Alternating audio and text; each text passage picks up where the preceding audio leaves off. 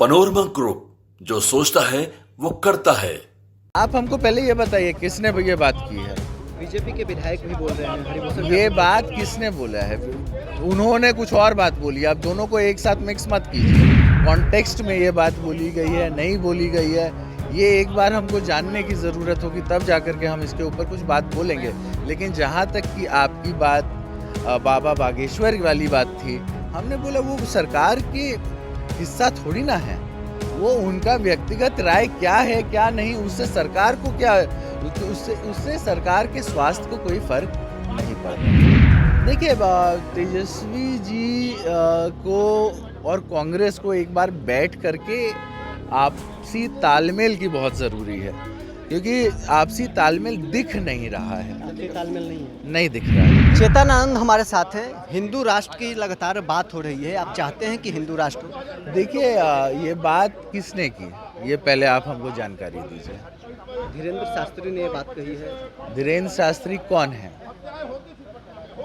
वो तो सनातन के कौन है? वाहक अपने आप को कहते हैं। वो एमपी हैं, एमएलए हैं, सरकार में कुछ हैं, तो बताइए हमको, है ना।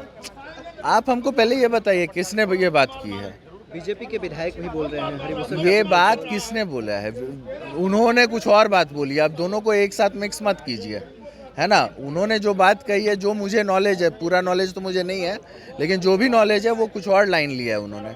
लेकिन अगर कोई बाबा आकर के कोई बात कह रहे हैं, वो उनका एक व्यक्तिगत सोच हो सकता है, उससे सरकार को कोई प्रभाव नहीं पड़ने वाला है। सरकार जो है वो जेडीयू और बीजेपी की सरकार है।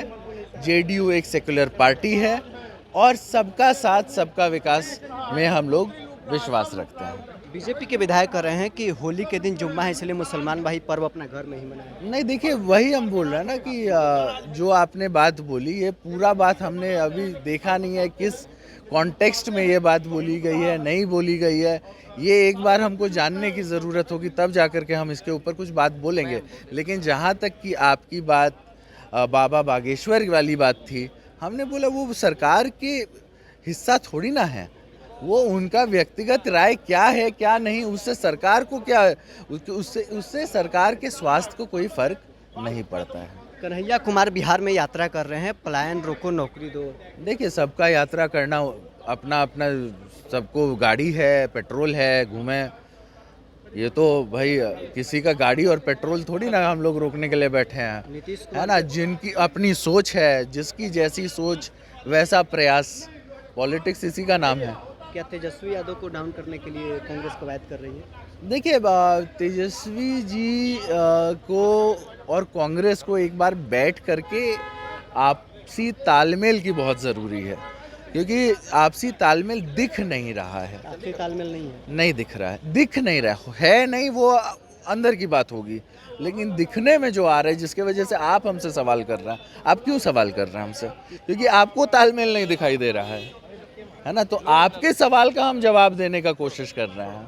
हाँ, और जो भी बातें हैं आपको दिखाई दे रही है, तभी ना आप बोल रहे हैं। आप भी एक पत्रकार हैं, जब आप प्रश्न इसीलिए ना कीजिएगा क्योंकि आपको कुछ दिखाई नहीं दे रहा है, तब ना हमसे पूछिएगा।